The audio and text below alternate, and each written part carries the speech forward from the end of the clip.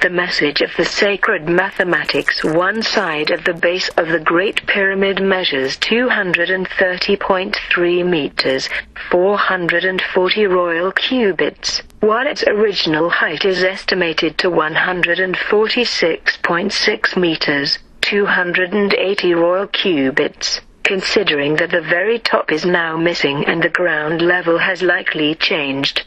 Several analyses make us discover that the geometry of the Great Pyramid incorporates the value of pi.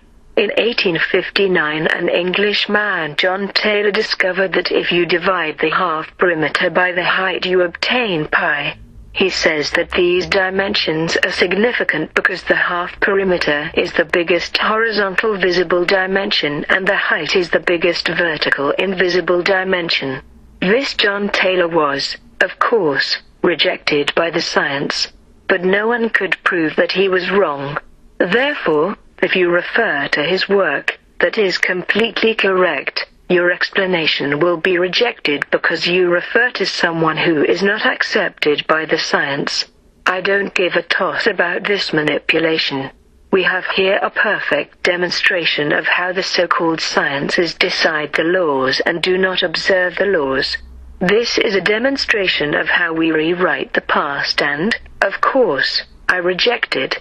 Therefore this John Taylor was right and I completely agree with him and my computer too, I mean my calculations. 1/2 times 921.2 meters equals 460.6 meters, divided by its height, 146.6 meters, ends up with pi.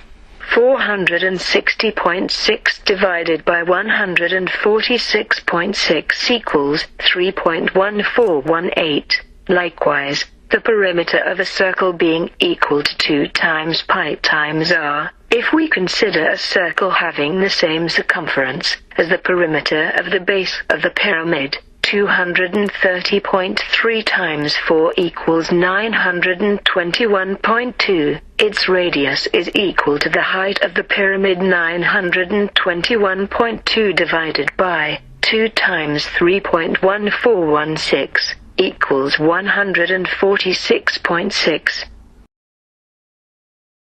If instead of the height of the pyramid itself we take into account the height of one side of the pyramid, 186.4 meter, we encounter as well the value of the golden number. For example, the surface of the four sides divided by the surface of the base equals the golden number.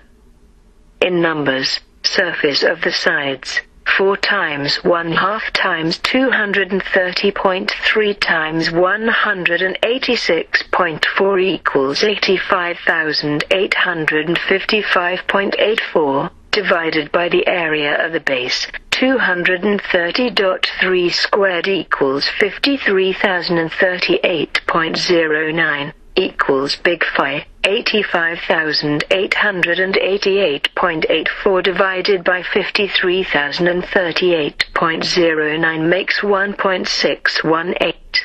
So, from a square you can draw all sizes of pyramids, but only if you respect the proportions between the square and the circle, the height being equal to the radius of the circle. The pyramid contains both pi and phi.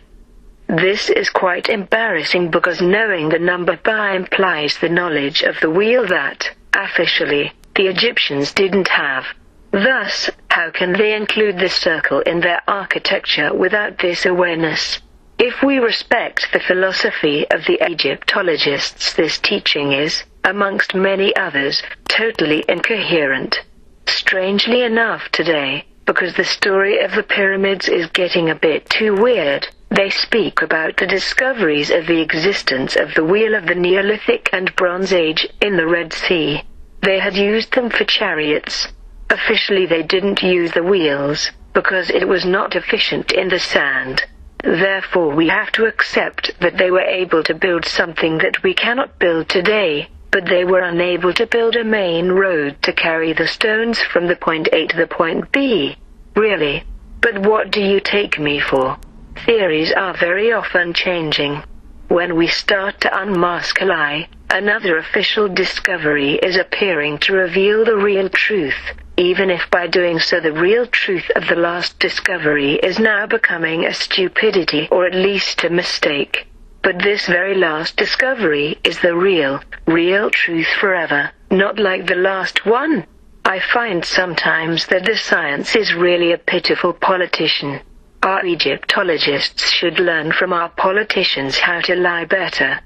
Now, if we go even further in the analysis, we realize that the creators of the pyramid used both the meter and the cubit, and by doing this they revealed that they knew the cosmos with a precise control of the distances and the speed of the movements of our planet, and even the speed of the light.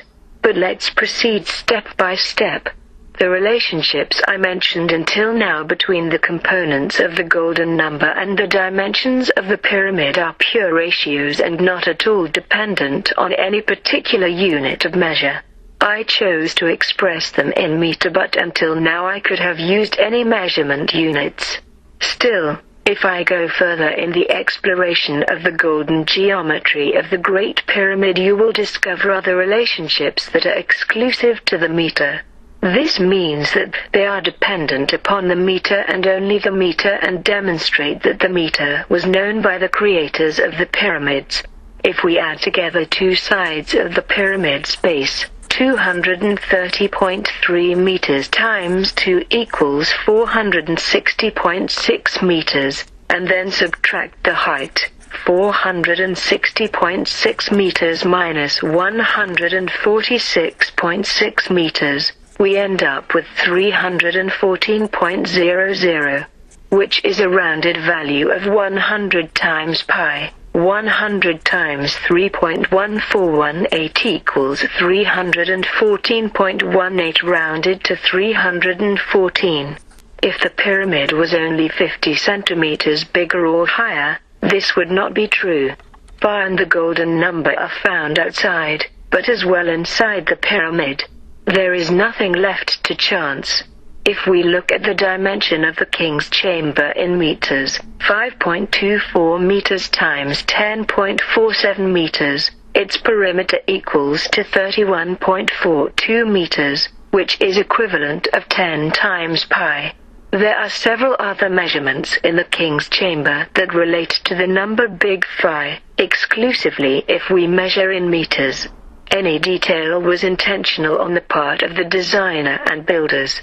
For example, the perimeter of the chamber is 10 times pi, minus the length of its smallest side, it's 10 times the golden number square. If we look at the dimensions of the various inner parts of the pyramid, each part can be multiplied by a whole number to give the total height. And as I said before, these astonishing numbers only work in meters. The length of the meter comes from a calculation based on the circumference of the Earth that had been proposed by the French Bishop Talleyrand and officially adopted in the end of the 1790th as being 1/10,000,000th of the distance between the equator and the North Pole. But it appears that this unit of measure was around much earlier and must have been secretly passed on over the centuries. So, those who built the pyramids most probably knew the dimension of the Earth from the equator to the pole, and the information must have been secretly passed on over centuries. Time to have a look at another evidence of the meter, the pyramidion discovered by the German Egyptologist Rainer Stadelmann in 1993. It is exactly 1 meter in height by 1 meter 57.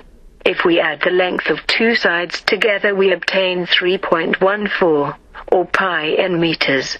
But there is something simpler and more interesting about the pyramidion. It's an exact scale model of the Pyramid of Giza. Yet it happens that the Great Pyramid is missing its top. Could it be possible that the pyramidion found near the Red Pyramid of Snofru on the site of Dashur is the missing part of the pyramid? Now that we found evidence for the meter in the pyramid, let's have a look at the speed of light in meter. If we draw two circles, one circumscribing the pyramid's base, that is intersecting the four corners, and one inside the base, that is touching the midpoint of each side, and we subtract, in meters, the circumference of the inner circle from that of the outer circle, we end up with a figure of 299.71. This is almost exactly 1/millionth of the speed of light in meters per second, 299,792,458 meter by second. The slight discrepancy is due to rounding at various points along the way. There is another interesting aspect that allows us to conclude that the creators of the pyramids were familiar with the meter. If the diameter of a circle is 1 meter, then the sixth of the circumference is 0.5236 of a meter. This is exactly the length of the cubit, the Egyptian unit of measure. There are very few ancient Egyptian measuring tools left, and they vary in length. So the reference became the length of the Egyptian royal cubit that had been used to build the Great Pyramid. In 1925, the archaeologists agreed to the standard length of 0.5236 meter, and a physical example is on display in the Liverpool Museum. This dimension being 1/6 of the circumference of a circle that has a diameter of 1 meter. It means that the builders of the Great Pyramid knew what a meter was. They used it with pi and the golden number to determine the length of the cubit. Thanks to several equations, we can see again that the cubit derived from the meter. 1/6 of pi, 3.1418 divided by 6, is 0.5236, which is exactly the length of the cubit expressed in meters. And the Great Pyramid is located exactly 30 degrees above the equator, which is 1/6 of the distance between the two poles. 180 degrees divided by 6 equals 30 degrees, 1/5 of big phi square. 2.618 divided by 5 is 0.5236, which is again exactly the length of the cubit in meters. 1/5 of a circle. 360 degrees divided by 5 is 72 degrees, and the planet Earth wobbles on its axis at the rate of 1 degree every 72 years. Pi, big phi square, 3.1416 minus 2.618 equals 0.5236 shows again the same link between the cubit and the meter, and thus the presence of both units of measure in the mathematical properties of the pyramids. Another fantastic observation that links both the meter, the cubit, and the time, rotation speed of the Earth on its axis. A pendulum of 1 meter swung by plus or minus 15 degrees each side of his center of gravity, which draws an arc of circle of 30 degrees, has a wavelength of 2 seconds. The length of this arc of circle of 30 degrees of the 1 meter pendulum is equal to 1 cubit. This allows us to say that this 1 meter pendulum swung on 30 degrees has a wavelength of 1 cubit by sway of 2 seconds, or half a cubit by second. In other words, 1 Egyptian royal cubit equals 2 seconds wavelength of a 1 meter pendulum on 30 degrees, or half a cubit for 1 second. This demonstration gives us the link between the meter and the cubit, and it refers to the accurate amplitude of 30 degrees that I will show you later on in the position of the Pyramid of Giza in relation to the equator. The frequency of this 30 degrees sway shows us how accurately the pyramid has been built at the image of the Earth. 1 day consisting of 86,400 seconds, we can calculate that one sway each 2 seconds occurs 43,200 times a day. Applied on the dimensions of the pyramid, we can calculate that the height multiplied by the value of the frequency equals the polar radius of the Earth. In figures, for those who like the calculations, the height of the pyramid, 280 cubits, multiplied by the frequency, 43,200 per day, equals the polar radius, 3,456 cubits. This physical observation would, of course, lead to the same conclusion if the calculation was made in meter, and it gives much to the statement that the pyramid has been built at the image of the Earth. A second fantastic property of the pyramid revealed by this observation is that the perimeter of the base of the pyramid multiplied by the frequency of the sway in one day equals to the circumference of the Earth. In figures, perimeter 440 times 4 equals 1760 cubits, multiplied by frequency 43,200 per day, equals to the circumference of the Earth, 76,032,000 cubits.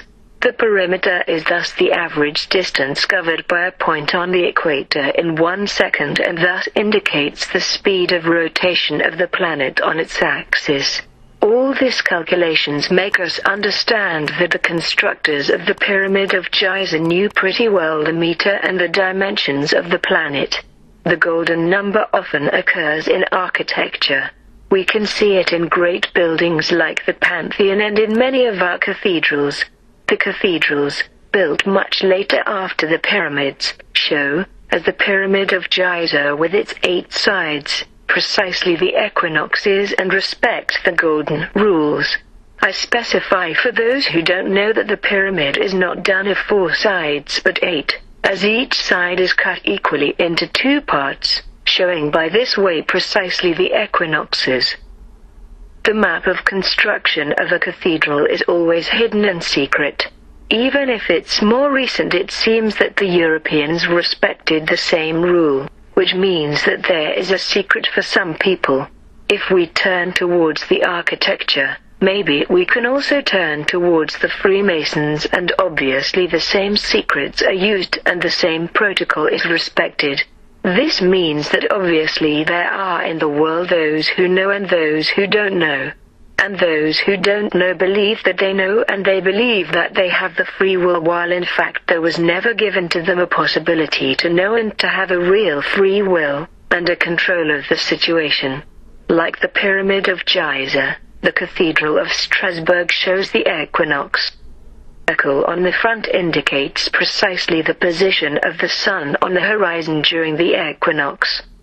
And we can discover the shape of the Pyramid of Giza hidden in the facade, even though when the cathedral was built the pyramid was still partly covered by sand and we couldn't see its exact profile. This implies again that, despite the considerable period of time separating the two constructions, at that time some people knew perfectly well the shape and the size of the pyramid, and that the secret of the pyramid is kept by some people. It means and expresses clearly the knowledge that some people have and the will to hide.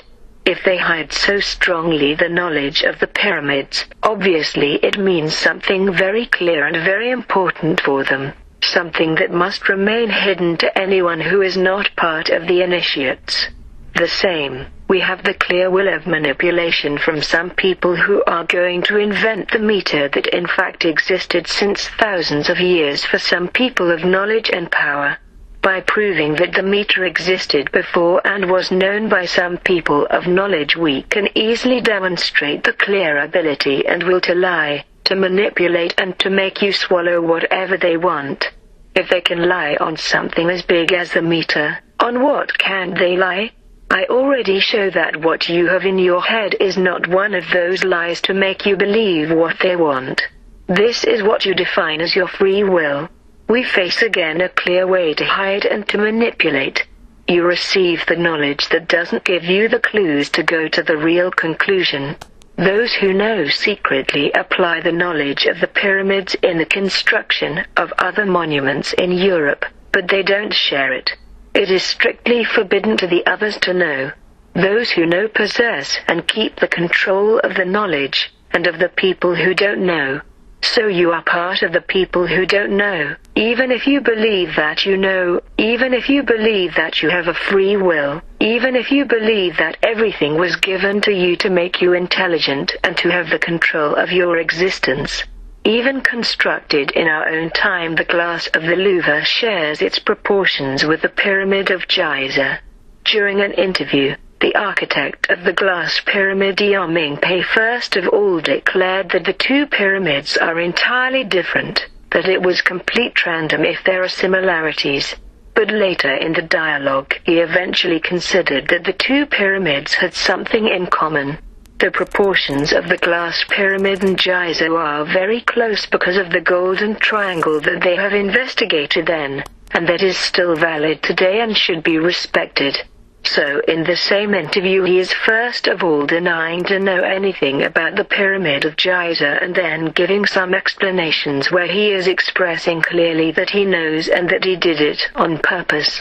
For everyone who is an architect and who has to respect these rules, there is always a protocol of hiding and lying because for them these measures have a very deep meaning that is handling our daily life of today.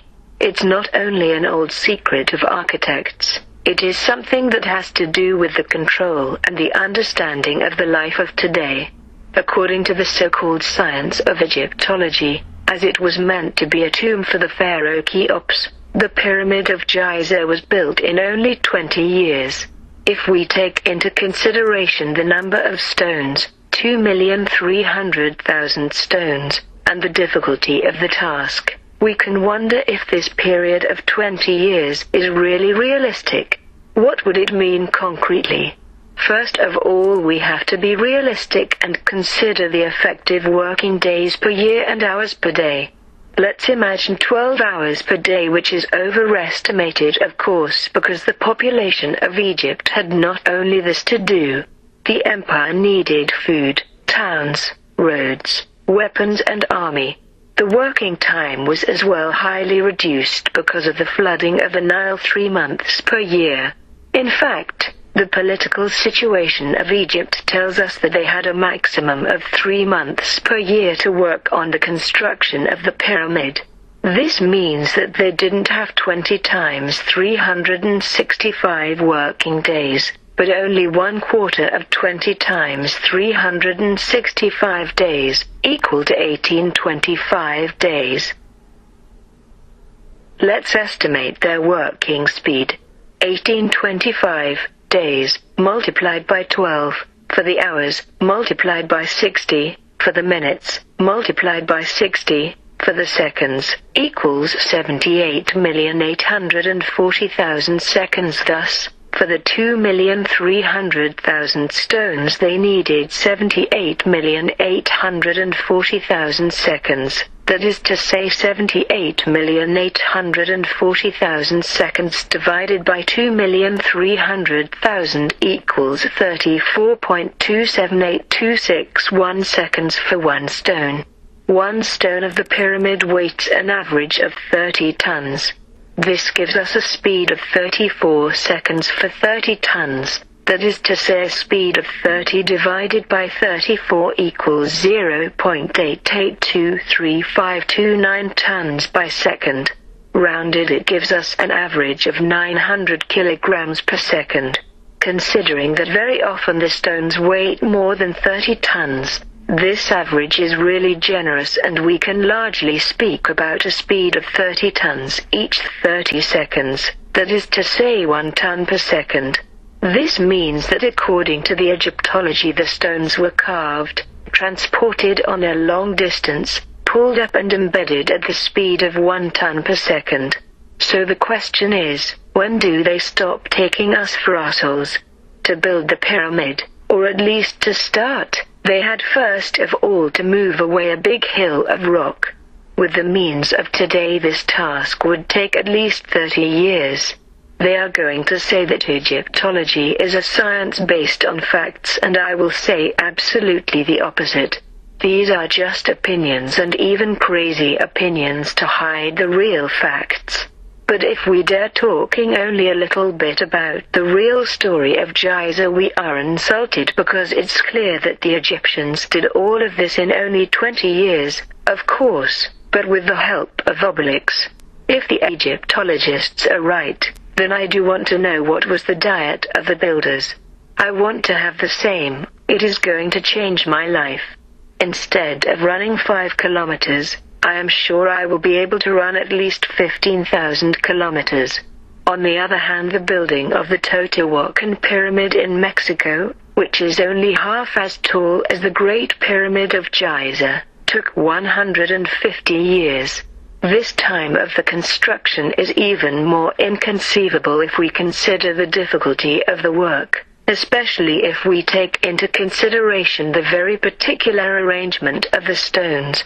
The blocks are irregularly shaped, but they match perfectly well with each other, without cement and with such a precision that a razor blade couldn't fit between two blocks so precisely laid. So the blocks can't have been used as they came, in whatever irregular shape they had been cut. They must have been curved under specific shapes on purpose, and there must be a reason for it. Since there are no modular blocks, there are no crack lines, and since the blocks fit into one another, they make a strong wall that will keep the wall from collapsing in the case of stress like an earthquake. So the builder knew about and found a solution to the earthquake problem of the planet. They knew how to make their work earthquake-proof, and this is how the Pyramid of Giza survived to 3 earthquakes, the last one in the 13th century, putting down completely the town of Cairo. But this type of construction is even more time-consuming, and 3 earthquakes is what the pyramid had to face if it is only 4,500 years old. Of course, if it has 12,500 years, then it is even much more than 3 earthquakes, and in spite of this the pyramid is still there. How is it that 2 sciences describe with an absolute trust one pyramid of Egypt built in 20 years and one pyramid of Teotihuacan built in 150 years?